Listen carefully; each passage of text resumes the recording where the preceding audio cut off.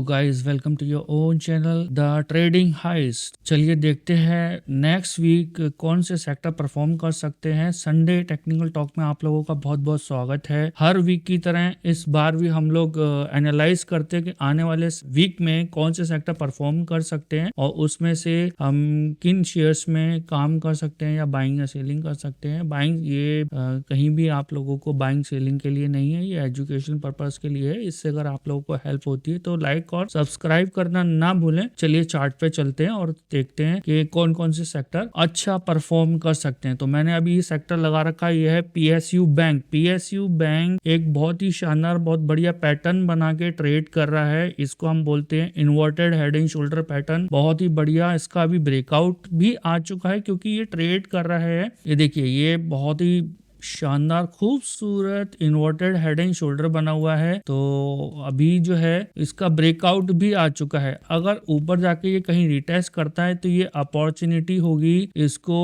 Buying करने की, क्योंकि ऑलरेडी ऑपरेटर ने ये सब जगह पे इसको बाय कर रखा है। तो पीएसयू बैंक बहुत अच्छा लग रहा है। किसी भी रिट्रेसमेंट पे या वापस इस जोन में आता है तो पीएसयू बैंक में बाइंग करनी चाहिए। पीएसयू बैंक में पीएनबी, बैंक ऑफ इंडिया, ये अच्छे लग रहे हैं, बहुत ही शानदार हैं। पीएनबी ने भी एक ऐसा करके एक बढ़िया शानदार शेप बना रखा है। पीएनबी ने भी उसका ब्रेकआउट दिया है, तो आप लोगों को इस पे थोड़ा नजर रखना चाहिए। पीएसयू बैंक आने वाले वीक में बाय ऑन डिप है, तो पीएसयू बैंक में आप लोगों को बाय ऑन डिप करना है या अपॉर्चुनिटी ढूंढनी है कहीं पे भी ट्रेड करने के लिए। चलिए नेक्स्ट सेक्टर देखते हैं। नेक्स्ट सेक्टर में कौन सा सेक्टर है हमारे पास? तो नेक्स्ट सेक्टर है हमारा डिफेंस। डिफेंस मैंने आप लोगों को कितनी बार बोला कि डिफेंस अपने हम बाय द वे हम लोग डे चार्ट को एनालाइज कर रहे हैं। तो ये जितना भी एनालाइज है हमारा ये डे चार्ट पे होगा। मैंने आप लोगों को बोला था कि ये गैप फिल करने आया है। इस गैप को फिल करने के बाद ये चलेगा। डिफेंस एंड आईटी ये दोनों ओवरसोल्ड थे। आईटी की प्रॉब्लम ये है कि आईटी को जो वर्क है वो यूएसए से मिलता है। आईटी का प्रॉब्लम है कि उसको जो जितना भी काम है वो रिलेट करता है वो यूएसए से। अगर यूएसए में इकोनॉमी का कोई इशू है, आईटी पे इम्पैक्ट आएगा। अगर यूएसए में वीजा का कोई इशू है, आईटी पे इम्पैक्ट आएगा, है ना। तो वहाँ की इकोनॉमी या वहाँ का, जैसे ट्रम्प है, ट्रम्प ने अभी आईटी के लिए कुछ स्टेटमेंट दे रखा है टैरिफ का, या कुछ प्रॉब्लम क्रिएट कर रहे हैं वो लोग। तो वीजा के लिए भी उसने प्रॉब्लम क्रिएट किया है। अब वो कंडीशन में आईटी पे इम्पैक्ट आएगा इनडायरेक्ट वे में। आईटी भले ही बॉटम पे हो, लेकिन इम्पैक्ट आने वाला है किसी भी स्टेटमेंट का। तो ये चीजें देखनी पड़ेंगी। डिफेंस प्योर और प्योर हमारे अपने इंटरनल मैटर्स पे चलता है। तो अगर इसको ऑर्डर आया ये भाग जाएगा, इसको कोई लड़ाई हुई ये भाग जाएगा, इन हाउस कुछ ऑर्डर मिला ये भाग जाएगा। जैसे बीडीएल है, बीडीएल को इन हाउस भी ऑर्डर मिलते हैं और मिसाइल के लिए बाहर से भी ऑर्डर आते हैं। तो बीडीएल अगर बाहर से कहीं ऑर्डर मिलता है तो बीडीएल भाग जाएगा। तो बीडीएल डिफेंस से रिलेट करता है, डिफेंस का शेयर है तो भागेगा डिफेंस। तो डिपेंडेंसी हमारी इंडियन पे ही है डिफेंस में, लेकिन आईटी पे हम डिपेंड करते हैं यूएसए पे, जिसकी वजह से हो सकता है आईटी पे इम्पैक्ट आए। सो बहरहाल वापस आते हैं हम लोग और देखते हैं कि डिफेंस अपने सपोर्ट से वापस अच्छा चल चुका है। और ये देखो, ये एक चैनल था उसका ब्रेकआउट दिया, ब्रेकआउट देके ये बहुत अच्छा ऊपर जा चुका है। अभी तक इसको कुछ भी रेजिस्टेंस नहीं आया है। यहाँ छोटा सा रिट्रेसमेंट इसने लिया, रेजिस्टेंस लिया है, बट इसको रेजिस्टेंस जो है इस जोन में है या फिर इस जोन में, ये दो जोन के अंदर इसको रेजिस्टेंस है। यहाँ पे ही इसको थोड़ा सेलिंग आएगी। तो डिफेंस में अभी भी थोड़ा बहुत अगर पोजीशन बनी हुई है तो स्टिल यू कैन होल्ड। ये अभी और थोड़ा ऊपर जाएगा, ठीक है। तो डिफेंस को अभी होल्ड कर सकते हो अगर पोजीशन बनाई है। मैंने यहाँ बोला था बाइंग करने के लिए, यहाँ बॉटम पे ये गैप फिल करने के लिए आया था।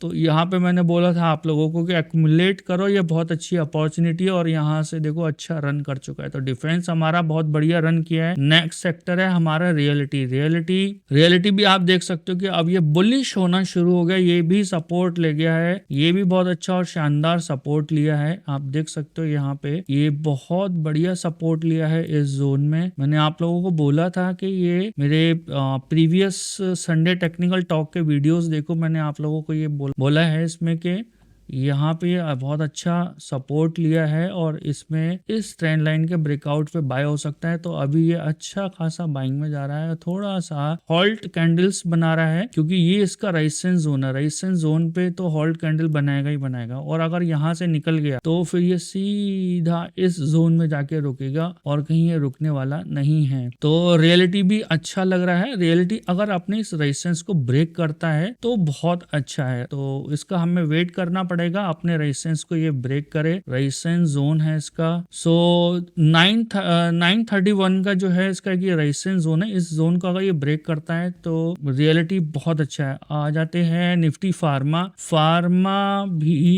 भी एक अच्छा पैटर्न बना रहा है, ध्यान देना। फार्मा स्लोली बहुत ही शानदार खूबसूरत पैटर्न बना रहा है जो शायद बाद में ब्रेकआउट पे लोगों को दिखेगा, बट मैं आप लोगों को पहले से एनालाइज करके बता रहा हूँ वीकली टेक्निकल टॉक में कि ये inverted head and shoulder pattern बना रहा है। अब जब ये इसका ब्रेकआउट दे देगा पूरे यूट्यूब में हर जगह हल्ला मचना शुरू हो जाएगा कि फार्मा भाग रहा है, फार्मा भाग रहा है, फार्मा भाग रहा है। फार्मा पे कोई टैरिफ या कुछ नहीं लगने वाला है। बिना मेडिसिन के कोई भी कंट्री सरवाइव नहीं कर सकती, तो फार्मा पे टैरिफ वगैरह इन सब चीजों का कोई इम्पैक्ट नहीं आने वाला है। तो अगर डे में देखा जाए तो फार्मा अपने रेजिस्टेंस को क्रॉस कर चुका है, ये इसका रेजिस्टेंस था। तो फार्मा अपने रेजिस्टेंस को क्रॉस करके ट्रेड कर रहा है। फार्मा स्लोली धीरे धीरे धीरे धीरे, और दूसरे सेक्टरों का तो पता ही नहीं लग रहा है, लेकिन ये तो सीधे सीधे धीरे धीरे करके ऊपर निकल रहा है।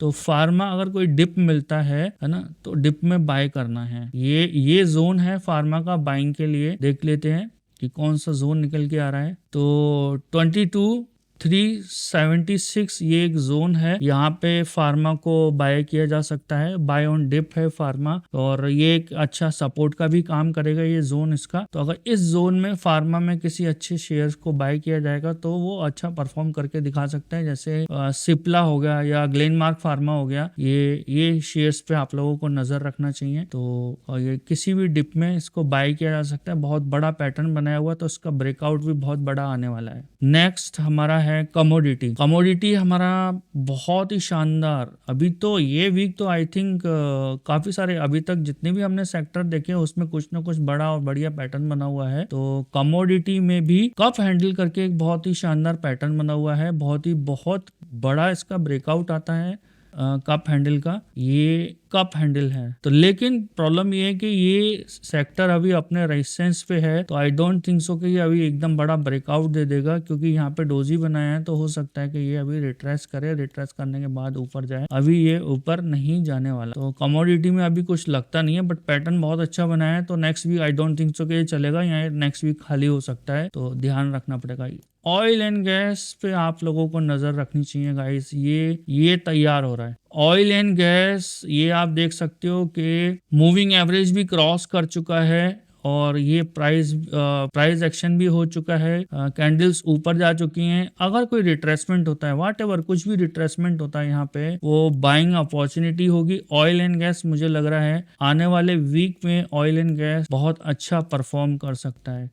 ये एनालाइज जो वीकेंड पे मैं करता हूँ संडे टेक्निकल टॉक, ये आप लोगों को बिल्कुल भी मिस नहीं करना चाहिए। इसमें आप लोगों को अपॉर्चुनिटी मिलती है नेक्स्ट वीक सेक्टर्स की, कि कौन से सेक्टर चल सकते हैं। आप लोग डिसाइड कर सकते हो कि कहाँ आप लोगों को बाय करना है या कहाँ पे ट्रेड अपॉर्चुनिटी मिल रही है। तो ये आप लोगों को बिल्कुल भी मिस नहीं करना चाहिए। तो ये ऑयल एंड गैस एक अपॉर्चुनिटी है, और सेक्टर्स जो है यूं करके भागे हुए हैं, बट ऑयल एंड गैस जो है कहीं ना कहीं आपका अभी स्टार्ट हुआ है, तो ये अच्छी अपॉर्चुनिटी दे सकता है। यहाँ पे अगर आपने बाय कर लिया तो ये भी कप हैंडल बनाने जा रहा है। नेक्स्ट वीक हम इस पे जरूर बात करेंगे कि कहाँ पे ये पहुंचा है। तो कप हैंडल का ब्रेकआउट बहुत बड़ा आता है, तो अगर ये बड़ा ब्रेकआउट की तैयारी कर रहा है तो यहाँ हमें अपॉर्चुनिटी मिस नहीं करनी चाहिए किसी भी हाल में। मेटल का ब्रेकआउट आ चुका है। मेटल आप लोग देख सकते हो कि इसने भी बड़ा अच्छा पैटर्न बनाया है कप हैंडल, और उस कप हैंडल का ब्रेकआउट आ चुका है, बट बहुत स्लो जा रहा है। आई डोंट थिंक सो कि ये इसके ऊपर नहीं जा पा रहा है मेटल। तो मुझे लगता है कि मेटल वापस एक बार रिट्रेस करे तभी इसमें बाइंग अपॉर्चुनिटी ढूंढनी चाहिए। रिट्रेसमेंट पे बाय करके इसको राइड करना चाहिए। अभी ये ऊपर नहीं निकल पा रहा है, कहीं ना कहीं इसको ये सब है ना रेजिस्टेंस फेस करने पड़ रहे हैं। तो अभी मुझे नहीं लगता कि ये ऊपर जा पाएगा। अगर ये नीचे आता है तो ये बाइंग अपॉर्चुनिटी होगी। इसको एक्यूमुलेट करना चाहिए नीचे बॉटम पे, और ऊपर की राइड के लिए इसको तैयार करना चाहिए। और नेक्स्ट सेक्टर है हमारा इंफ्रा। इंफ्रा भी अपने रेजिस्टेंस के पास ट्रेड कर रहा है और हॉल्ट किया है। तो इसमें भी बड़ा अच्छा शानदार पैटर्न बना हुआ है। इसको हम कप हैंडल पैटर्न बोलते हैं। तो ये पैटर्न भी बहुत बढ़िया है, बहुत शानदार है। तो ज्यादा अच्छा है कि इसको अगर रिट्रेसमेंट मिलता है तो बाय करना चाहिए। अभी ये रेजिस्टेंस पे, तो इसको अभी कुछ भी बाय या कुछ भी ट्रेड नहीं बनता। इंफ्रा में अभी कुछ नहीं लग रहा है।